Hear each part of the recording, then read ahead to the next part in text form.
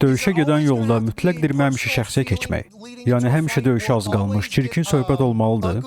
Sizə şuuraltı formada döyüşə hazır olmaq üçün buna ehtiyac var, yoxsa döyüş yaxınlaşarkən rəqiblə münasibət barədə nə deyə bilərsən? Xeyr, məncə bunu şəxsi xarakter alması qətiyyən vacib deyil. Biz onsuz bir-birimizə zərər yetirməyə çalışacağıq. Bundan şəxsi nə ola bilər? Amma bu bizim işimizdir. Mən heç vaxt onun haqqında şəxsi bir şey deməmişəm.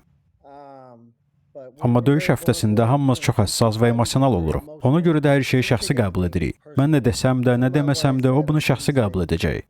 Eləcə də o nə desə də, mən də bunu şəxsi qəbul edəcəm. Çünki özümüzü sübut etmək istəyirik. Dediyin heç nəyi şəxsi qəbul etməyəcəm, narahat olma.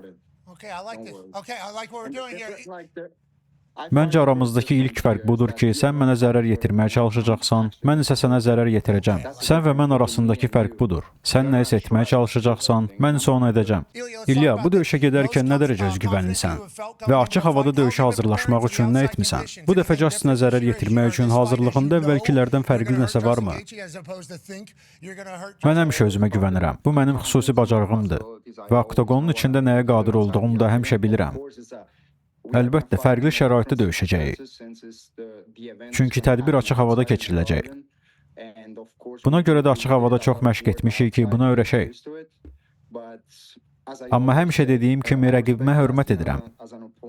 Düşünürəm ki, o bu idmanda böyük işlər görüb. Lakin mənimlə onun arasında böyük fərq var. Özünün də dediyi kimi o nə isə etməyə çalışacaq. Mən isə onu edəcəm. Dediyimi yerinə yetirəcəm. Justin, mənim indi eşitdiyimə görə o özünə səndən biraz daha çox güvənir. Ən azından hələ ki elə görsənir. O dediyi hər şeyə inanır, oturub özünü tərifləyir və özünü tanrı hesab edir. Amma o da mənim kimi insandır. Mən ona göstərəcəm ki, o da digərləri kimi çənəsinə dəydikdə yatacaq.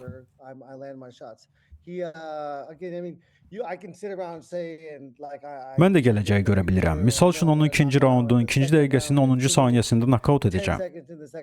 Amma bu idman belə işləmir. Mən bunu həddindən artıq çox etmişəm. Döyüşə hər hansı gözləntilərlə çıxmışam. Mən gözləyirəm ki, mən güclü bir döyüşçü ilə ringə çıxacam. Dünya səviyyəli döyüşçü ilə. Onun son 3 finişi möhtəşəmdir. Qarşımda çox böyük bir çağırış var. Mən 5-in birini outsideram və əlbəttə ki, bütün dünya məni hesabdan silir. Və əlbəttə ki, təzyiq altındayam. Mən səni hesabdan silmirəm. Elə buna görə də məşqlərdə canımı qoyuram. Mən belə vəziyyətləri sevirəm. Məhz bunu sevirəm. Sənin məni nokaut edəcəyinə əmin olmağını sevirəm.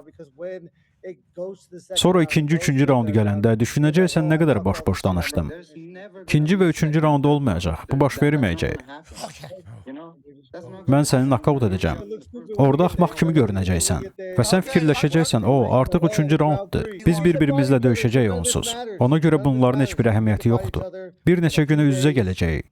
O istədiyi qədər emosional ola bilər. Bu mənə heç zərrə qədər də narahat etmir. Justin, sənə sadəcə bir şey demək istəyirəm.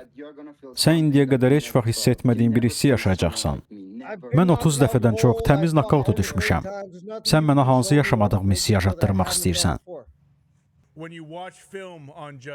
Justin döyüşlərini izləyəndə istifadə edə biləcəyin hansı boşluqları və ya zəif tərəfləri görürsən? O xaotik döyüşçüdür. Ona döyüşdə xaos lazımdır.